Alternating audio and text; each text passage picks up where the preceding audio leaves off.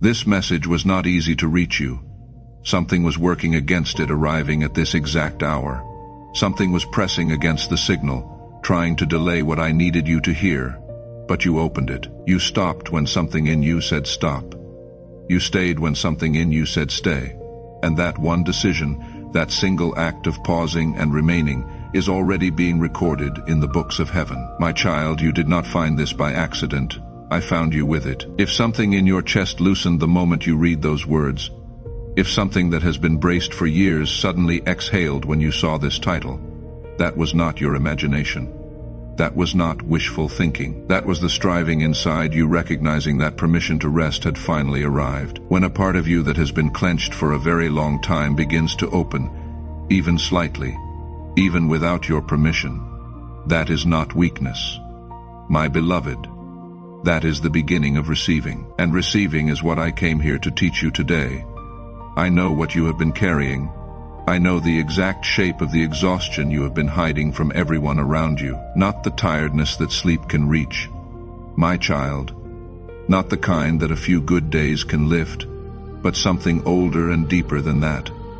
A tiredness that has settled into your bones, beloved, the tiredness of someone who has been pushing towards something for years and years without ever crossing the line. You have done everything you were taught to do.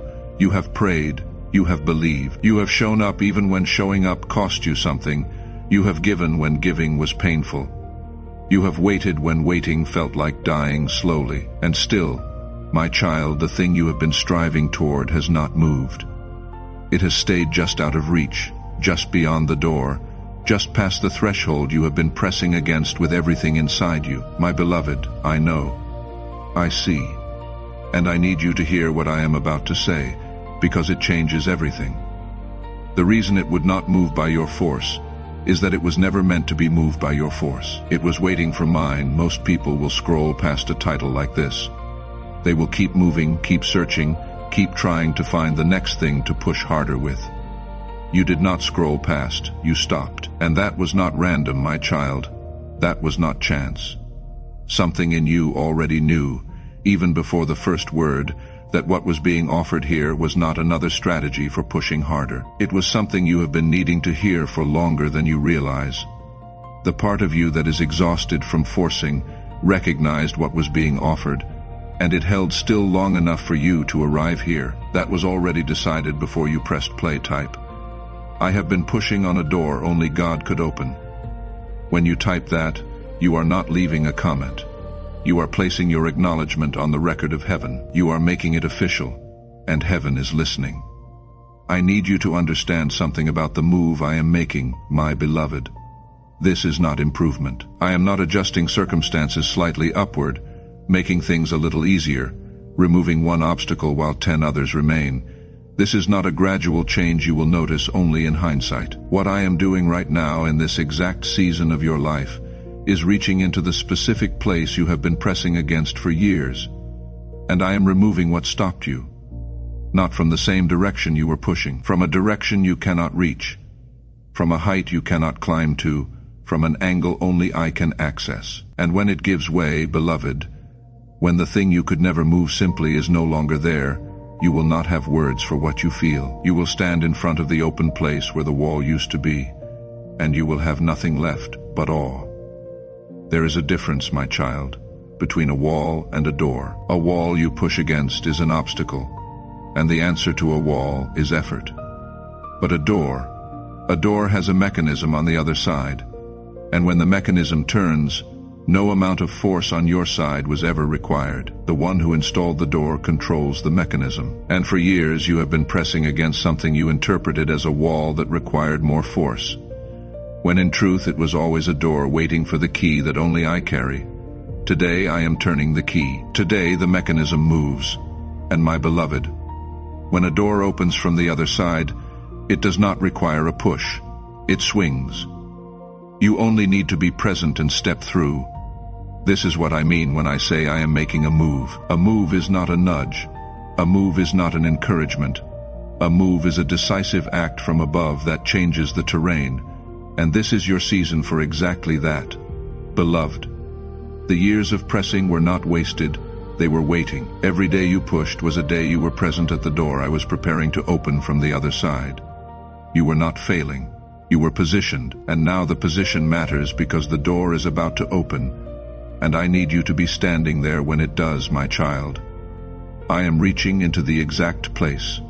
I am making the exact move, and it will leave you speechless, not because it is dramatic, not because it comes with noise and spectacle, but because you will see undeniably, unmistakably, that it was never going to move by your effort alone. You tried for years, it did not move. I moved, and it will. And in that moment, my beloved, you will know without any doubt whose hand opened what you could not open. That knowing is the gift inside the gift, and that knowing will change not only this season but the way you walk through every season that follows, because you will have a testimony that is not about your strength. It will be about mine, and a testimony about my strength, spoken through a life that tried everything else first, carries a weight that no other kind of testimony can carry. Type. I am not a failure. I was pushing on the wrong side. When you type that, you are releasing years of false shame. You are setting down the verdict you have been carrying against yourself. Heaven reads it as your declaration of truth, and what is declared in truth before heaven carries weight. There is something I must teach you, my child, because without it, even when the door opens, you may reach for it with a clenched hand and not understand why you cannot receive what I am placing in front of you. The lesson is this: striving and receiving are two opposite states. They cannot occupy the same hands at the same time. Think of a clenched fist. It is powerful. It can grip, it can hold, it can push. But there is one thing a clenched fist cannot do, and that is receive a gift. To receive, the hand must be open, and the harder the fist has been clenched, the more unfamiliar, even frightening, the open hand feels. For someone who has been striving as long as you have, my beloved, the open hand does not feel like rest. It feels like giving up. It feels like surrender. It feels like you are letting go of the very effort that kept you in the game. And so even when I extend the gift, even when I reach down with what I prepared for you before the foundations of the world were laid, the clenched hand of striving cannot close around it. Not because you are unworthy, my child, not because the gift is not real, but because the very act of seizing is the act that pushes the gift away. Picture this, my beloved, a leaf floating on still water. You see it, you reach for it, and the ripple of your own reaching hand sends it drifting further away. The faster you reach, the faster it moves. The more urgently you grab, the wider the ripple, the further the leaf goes. This is what has been happening, my child. Not because you were doing something wrong, not because you lacked faith, but because the breakthrough I prepared for you cannot be grabbed. It can only be received, and grabbing and receiving are opposites. Every time you tried to seize it, the very act of seizing was working against you, beloved. Your own earnest, faithful striving was the thing creating the ripple, and I watched you reach again and again, and it broke my heart, my child, because I was right there, extending it the whole time, and then something happens, something unexpected, something that changes the equation entirely. Awe arrives, my beloved, when something so far beyond you appears, something so clearly from a dimension you cannot engineer, something that arrives with the signature of heaven written all over it. Your striving simply stops. Not because you decided to stop, not because you gave yourself permission to stop. It stops because awe takes the words before you can choose them. And when awe takes the words, it also takes the grip. And in that single instant when your hand is no longer clenched because wonder has loosened every muscle you were using to hold on, the open hand appears. The leaf can reach you now, the gift can land. This is not an accident, my child. This is the design. The speechlessness is not a side effect of the move I am making. The speechlessness is the mechanism. The moment of awe is the moment the hand opens. And I am making a move so far beyond anything you could engineer, so clearly stamped with my hand, and not yours, that when it becomes visible, awe will be the only response available to you, and your open hands will finally be able to hold what has always been prepared for them. My beloved, beloved, a life I am moving for cannot afford to miss what I am releasing in this season. Every message spoken through this channel is not entertainment. It is formation. It is instruction for those who are in the middle of learning to receive instead of force. There are messages coming that will speak directly into where you are standing right now. Messages about what comes after the door opens, about what it looks like to walk through an impossibility on steady ground. Stay connected. Follow now, because what I am releasing through this channel in the coming days is for those who stayed long enough to learn the difference between a striving hand and an open one. Heaven did not just watch what you endured in these years of pushing, my child. Heaven recorded it. I need you to understand this, my beloved, not as comfort, but as fact. There is a record, a permanent, unalterable record that does not fade, does not lose detail, does not minimize or forget. And in that record, every faithful moment of yours is documented with precision that would astonish you, beloved. Every night you lay awake when nothing was moving, and you chose to pray anyway, my child. When you could have chosen bitterness, and you chose faith instead. That is in the record.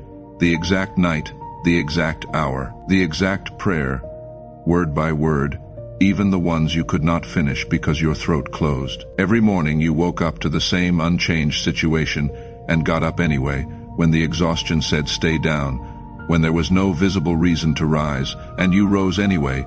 Every single morning, everyone is recorded. Every time you chose to try again after a disappointment that would have finished a lesser faith. Every time you went back to the door after it refused to open again and again. Beloved, and you knocked with what little was left because something in you simply could not stop believing. All of those moments. Every sacrifice you made in silence. With no audience. With no one who even knew you had given anything up. The things you laid down that no one around you will ever know about. Heaven knows. Heaven recorded them. And every moment you kept believing when every piece of visible evidence said give up. When the numbers said no. When the timeline said too late. When the people you trusted said it was not going to happen, and you chose in the quiet of your own heart to keep believing anyway. That is in the record too. The record does not lie. The record does not expire. And now, my child, the weight of that record is not crushing you. It is qualifying you. Every empty hand, every exhausted morning, every silent sacrifice is being read by heaven, not as evidence of your failure, but as the building of the open hand. Only a hand that has given everything has nothing left to grip with. And an empty hand is an open hand. I need you to sit with that for a moment, my beloved. The thing you thought was disqualifying you is the very thing that has been qualifying you. The exhaustion you were ashamed of is the credential heaven has been waiting for. The empty-handedness that felt like proof of your failure is the exact condition required to receive what I have been holding for you. I did not need your hands to be full of achievements. I needed them to be empty enough to hold what I am placing in them. And I have seen the emptying process these years brought you through. Beloved, I did not design it as punishment. I designed it as preparation, and the preparation is now complete.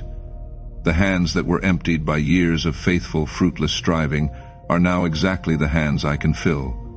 Type. Heaven saw every night I kept going when I had nothing left. When you type that, you are not boasting. You are testifying. You are adding your voice to the record that heaven has already written, and the sound of that agreement rings through every corridor where your name has already been spoken. My beloved, there is someone in your life right now who is still where you were, still striving with clenched fists, still convinced they must earn by their own effort what I have already prepared as a gift. They are exhausted in the same way you were exhausted when you found this message. They have not found what you have found today.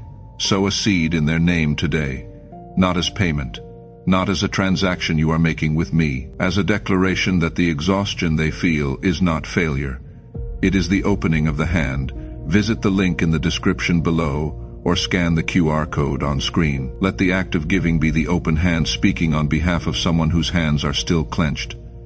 I see the name that is on your heart right now, and I see the seed you sow in their name. Let me take you somewhere, my child.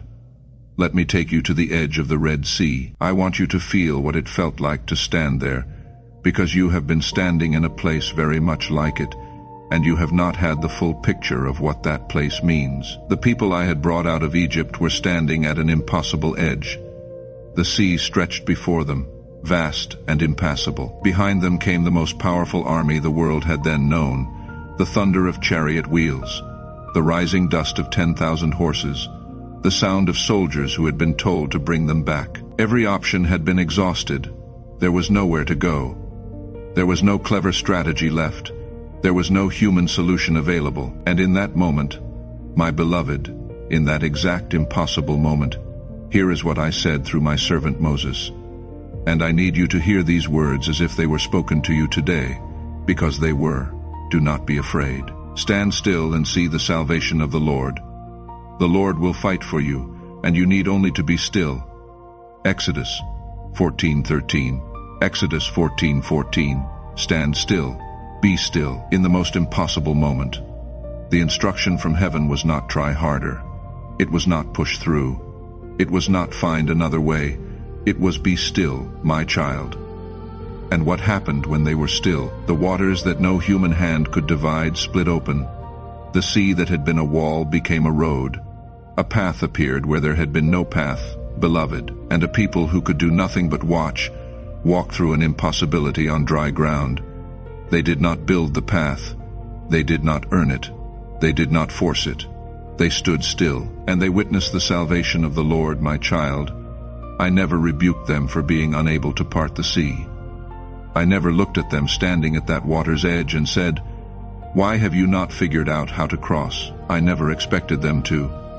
I knew from before they arrived at that shore that the crossing was my move to make, not theirs. I had positioned them there precisely because I was about to do something that only I could do, something that would leave no doubt about whose hand had made a way. And I am telling you this now, my beloved, because you have been standing at your own Red Sea.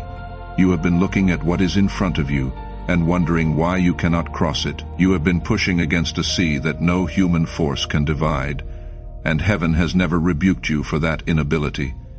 Heaven has been waiting for you to understand what that sea is telling you. It is telling you this is not your move to make. It is mine, my child. I am not disappointed that you could not move the block. My beloved, I never asked you to. I asked you to be still and watch me do it. And now, beloved, the time for watching has arrived, because you have stayed this far. What I am releasing now is for those who held on long enough to hear it. The sea does not part for the ones who left the shore, my child. It parts for the ones who stayed. Because you have stayed this far, what I am releasing in the next season of this channel is for those who held on. Every message I speak through this channel is continued instruction for lives that are learning the difference between forcing and receiving, between a striving hand and an open one, between standing at the edge demanding a crossing and standing at the edge watching me make one. Stay. Follow this channel now. The next message I release will be for the one who is learning what it means to stand still in the middle of the impossible and trust that the road is already forming under the water. Type, the breakthrough was always prepared. I was not ready to receive it. That is not a confession of failure. That is the most honest and freeing thing you can say. When you type that, you are releasing the shame of the years you spent seizing what was always meant to come to you. Heaven reads it as the moment the striving ended and the receiving began. Now, I must speak about the enemy. My beloved, what was done against you in this season of striving was not accidental. It was not random resistance. It was a targeted strategy, designed specifically for you after a careful study of your calling. The enemy saw what I placed in you, my child. He saw the gift, the assignment, the territory that was written in your name before you arrived on this earth. And he designed a weapon calibrated precisely to delay your entry into it.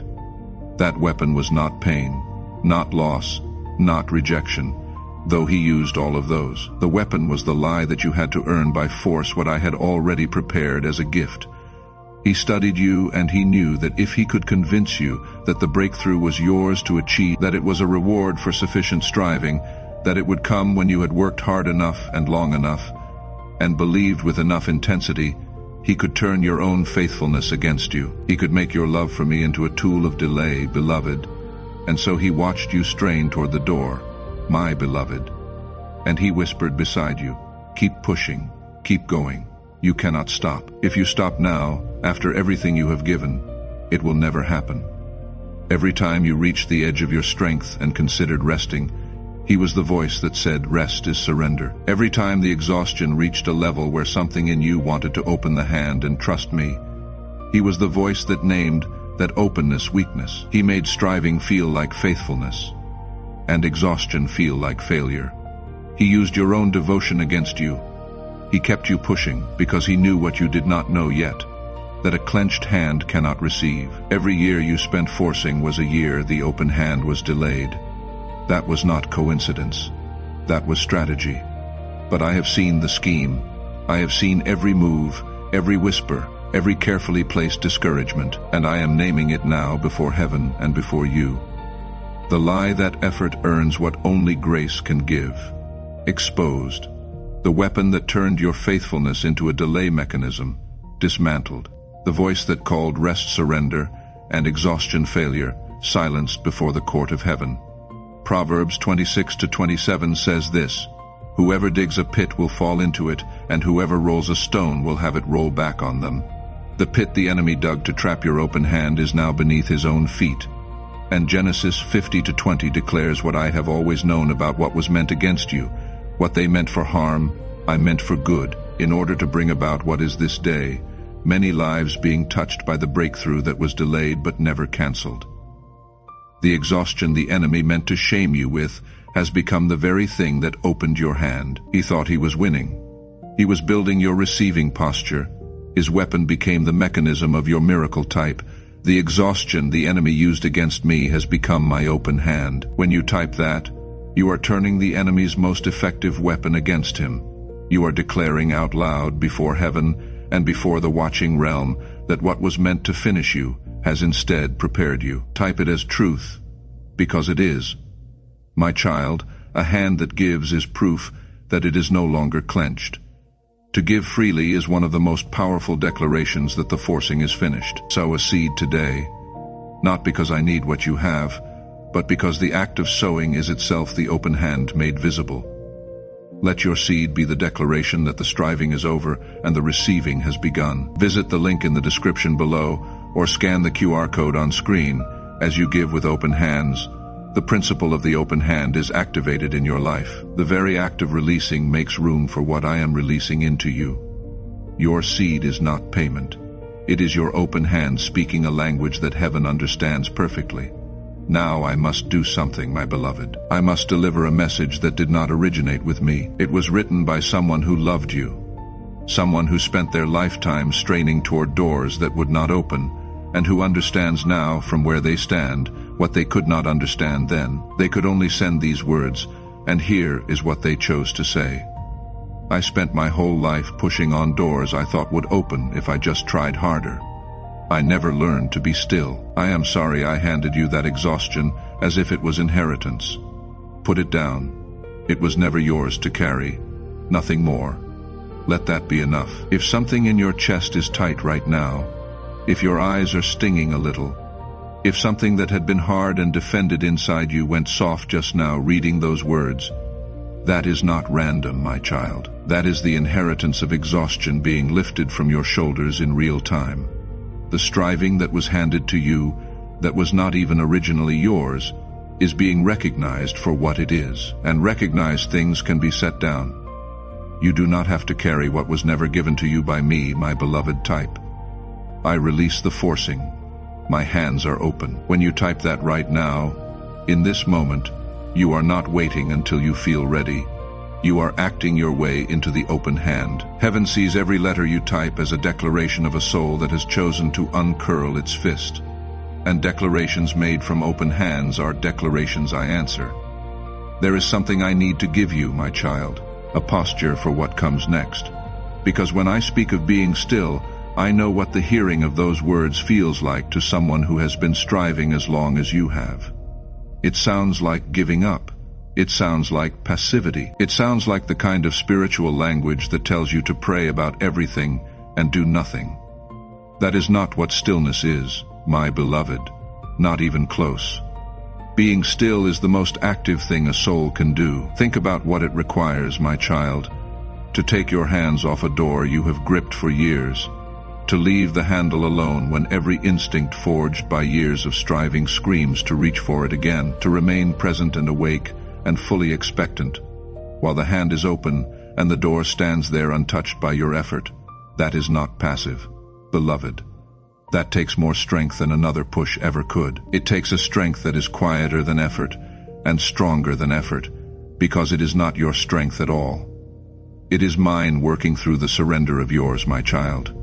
Active stillness is this, staying fully present, fully awake, fully expectant, eyes open, spirit open, hands open, not slumped in the quiet of someone who gave up and lies down, my beloved, the front row of a miracle. The posture of someone who knows the sea is about to part and will not miss it by looking away. You are not waiting with your back turned. You are watching, present at the edge, alert, open witness. Isaiah 40:31 says, "Those who wait upon the Lord will renew their strength. They will mount up with wings like eagles. They will run and not be weary. They will walk and not faint." Waiting on the Lord is not passivity, my child. It is the one activity that renews what striving depletes. And Psalm 46:10 says simply this, "Be still and know that I am God." The knowing is inside the stillness. The revelation of who I am and what I am doing arrives not through the sound of effort, but through the silence that effort leaves behind when you finally set it down, beloved. Romans 8:28 promises that all things work together for good for those who love me and are called according to my purpose. All things, my beloved, including the years of straining at the door, including the exhaustion, including the moments that felt like failure. All of it has been working, my child. All of it has been part of the movement that ends here, with open hands, at the edge of the parting sea. My child, you arrived here today to learn what to do before the sea parts. What I am releasing through this channel next is for those who need to know what comes after, what it means to walk through a parting on steady ground without immediately reaching for the next door to force.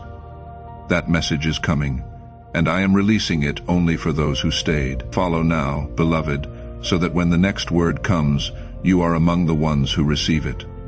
My child, because you did not leave this message when it began to name the exact exhaustion you have been carrying in private, the thing you have never said out loud to another person, the specific flavor of tiredness that goes deeper than sleep can reach, because you stayed through all of it.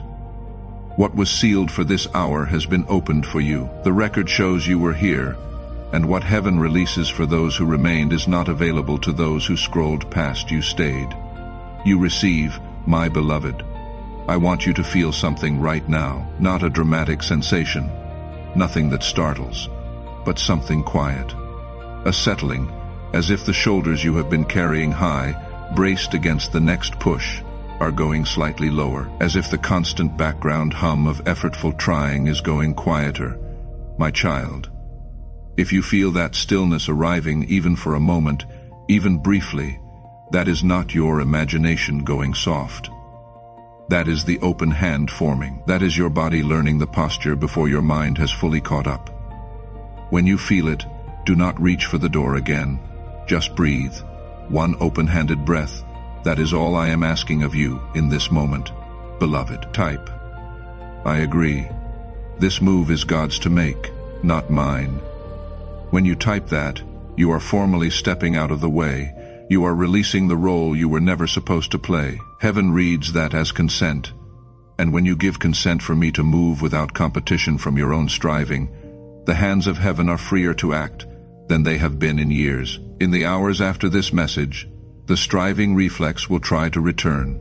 It will not come as an obvious attack. It will come as a voice that sounds very much like wisdom, very much like responsibility, very much like a sensible adult thought. It will say, a wise person would be doing something right now. It will say, you cannot just be still. It will say, this is all very beautiful, but the situation still requires action. My child, when that voice comes, and it will come, do not be alarmed, do not argue with it, but I need you to know its real name. That voice is not wisdom. It is the fist, afraid to stay open. It is the clenching reflex of years of striving that has not yet learned what your spirit already knows. When it rises, place one hand on your chest, open the other hand at your side, and breathe once. And remember, my beloved, watching is the work. Standing at the edge is the position. Keeping the hand open through the discomfort of it is the assignment. You do not have to defeat that voice. You only have to outlast it. One open-handed breath at a time until the move becomes visible and the striving is silenced by the awe that takes its place. Isaiah 43:19 says, "Behold, I am doing a new thing, now it springs forth. Do you not perceive it, my child? I am making a way in the wilderness and rivers in the desert." The new thing does not announce itself through the noise of striving, my beloved. It springs forth. It emerges. It appears where there was nothing, quietly at first. Then, undeniably, the way the first gap opened in the Red Sea before the waters rose in walls on either side. The new thing is already springing, beloved. The perceiving of it requires stillness. Jeremiah 29:11 says, "I know the plans I have for you, plans for welfare and not for evil, to give you a future and a hope. I knew the plans before you arrived at the door you have been pressing against." My child, I knew the door was never going to yield to your pushing. I knew the plan included a parting, not a forcing, and I know the future that opens on the other side of the stillness you are learning now. Type, "I receive what God is releasing into my open hands right now." Do not type that as a hope. Do not type it as a request. Type it as someone who knows the sea is already beginning to pull back. Type it as a witness to a move that is already underway. Because when you type that declaration, my beloved, you are placing yourself at the front row of the miracle. Hands open, eyes open, heart open, ready to receive what has always been prepared for you. Beloved, because you did not skip when this message named the thing you have been carrying alone, because you stayed through the teaching and the testimony and the justice and the letter and the posture, because you are still here, what I am releasing in the next breath of this message is not for the general audience. It is for the one who remained, for you, my child, for the one who is tired enough and open enough and willing enough to finally let the hand unclench. What comes next in the days ahead, what I am moving in your exact situation, has been prepared for this moment, and it required your presence at this particular edge, at this particular hour, in this particular stillness. You are here. I have been waiting for you to arrive, my beloved. You have pushed long enough, my child. I watched every push. I counted every one. I never missed a single day of pressing, a single night of praying, a single moment of straining toward what you could not reach. And now I am telling you, with more tenderness than you have ever heard from any voice, you have pushed long enough, my beloved.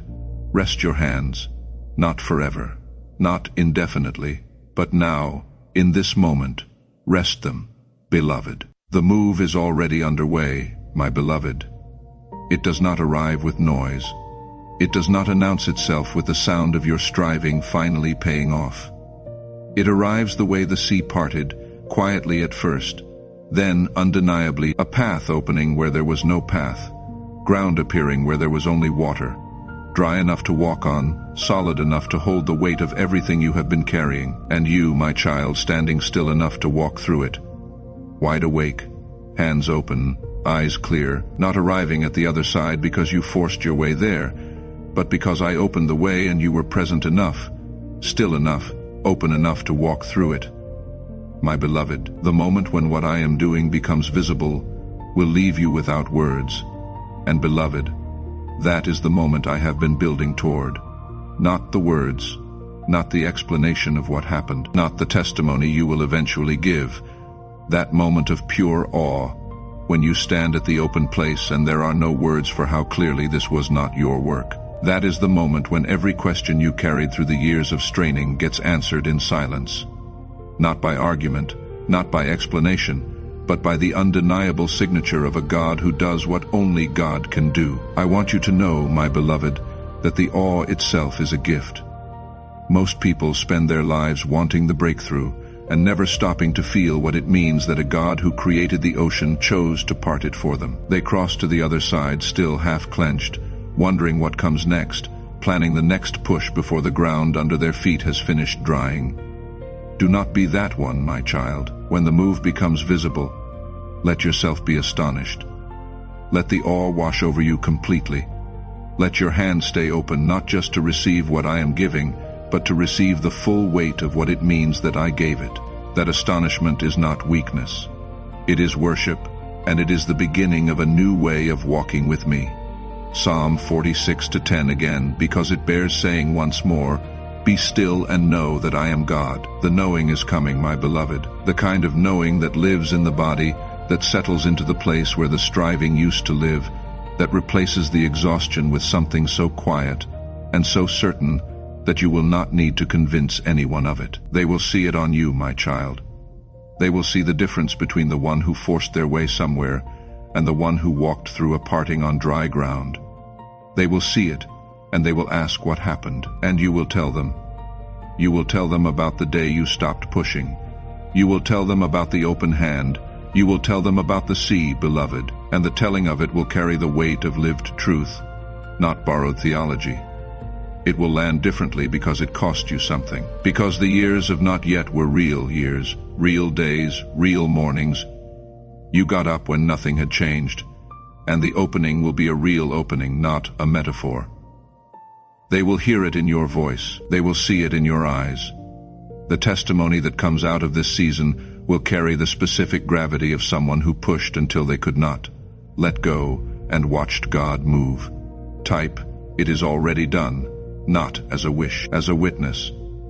As someone who has arrived at the other side of the striving and is standing in the open place where the wall used to be. When you type those words, my child, you are not claiming something you hope for. You are declaring what is already written in heaven, already sealed by the hand that parts seas and removes blocks, and makes ways in wildernesses.